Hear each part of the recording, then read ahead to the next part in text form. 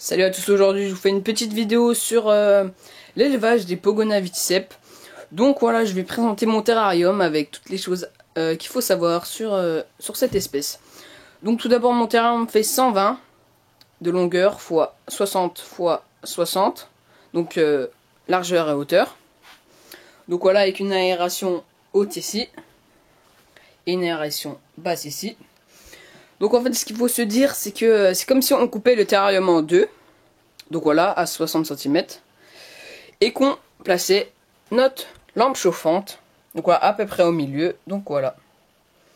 Ici. Donc moi, elle est placée avec un trou, avec le câble, avec du fil qui la maintient. Donc voilà, c'est une lampe 100 watts qui permet d'avoir un point chaud à 45 degrés, 50 degrés, ça dépend. Donc voilà, pour améliorer le point chaud, j'ai mis des ardoises. Donc voilà, ça tient vachement la chaleur et ça, c'est cool. Donc j'ai surélevé tout ça avec des bouts de bois. En même temps, elle va se cacher en dessous. Ça fait comme une petite cachette pour y dormir. Donc voilà. Après, pour ce qui est du point chaud. Donc dans le point chaud, on va placer la gamelle d'eau. Donc voilà, c'est une gamelle d'eau assez grande, adaptée à sa taille. Donc voilà, mon Pogona, c'est une subadulte. Elle fait 40 cm, c'est une femelle. Elle est pas de phase particulière.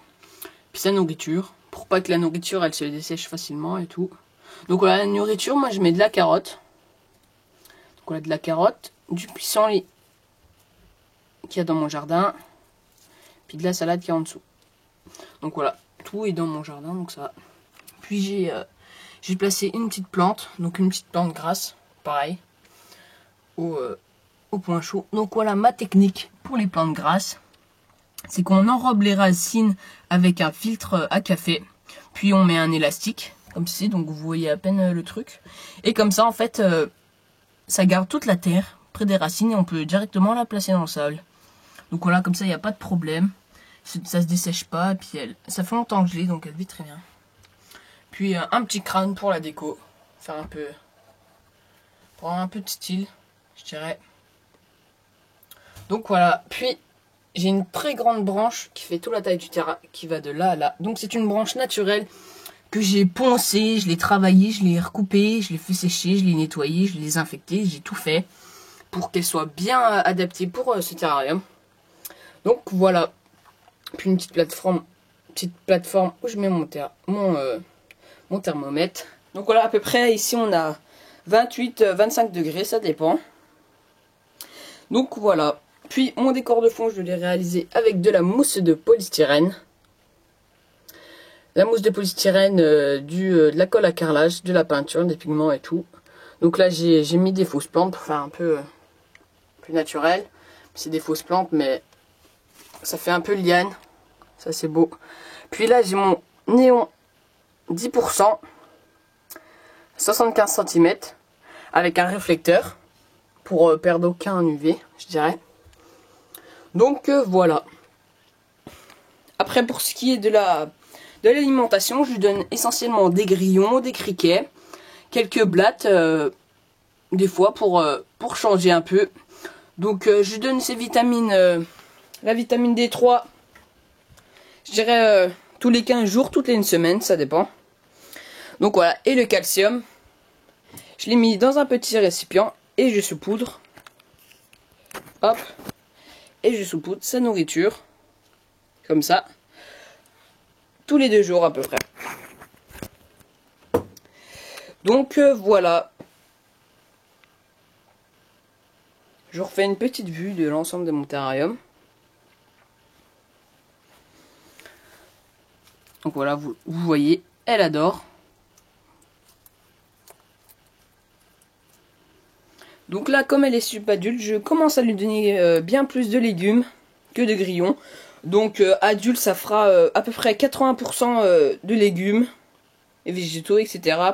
Pour 20%, 15% de grillons vers là. Donc voilà, les grillons, quand ils seront adultes, ce sera un petit complément. Donc voilà. Elle adore, hein.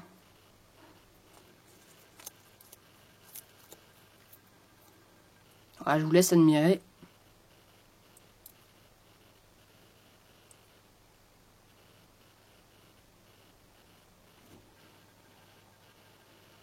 Donc voilà, elle a mis il n'y a pas très longtemps. Moi je trouve qu'elle a de très belle couleur. Donc voilà.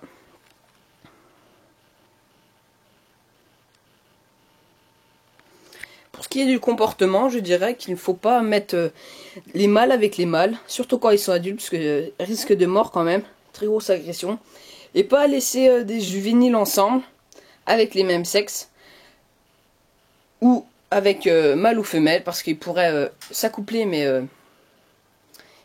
ils ne seraient pas adultes. Donc il y aurait de grosses conséquences là-dessus. Donc voilà. Moi je compte lui acheter un petit mâle quand elle sera adulte, c'est-à-dire dans à peu près un an, un bon 1 an, quelle est la majorité à peu près. Donc voilà. Ça fait à peu près 1 an que je l'ai.